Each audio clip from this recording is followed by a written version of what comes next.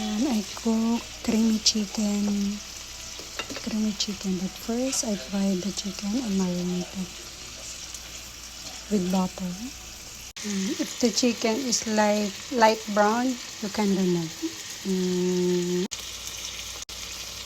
Brown na siya, kaya tanggalin ko na siya.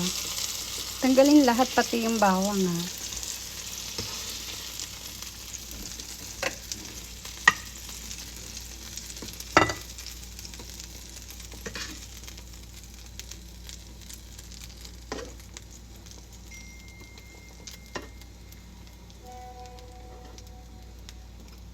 Tapos, lalagay tayo ng butter. Tapos, naglagay lang tayo ng butter. Pinalik ko yung yung garlic.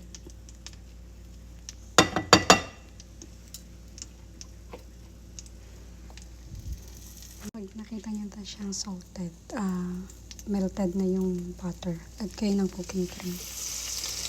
Ito yung gamit kong cooking cream. Wala akong coconut milk, kaya cooking cream na lang.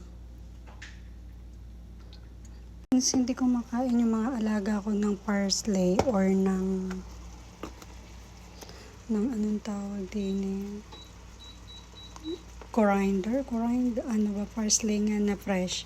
Gusto lang nila yung ground, hindi kasi sila mahilig sa mga powder. Ilagay ko na yung manok.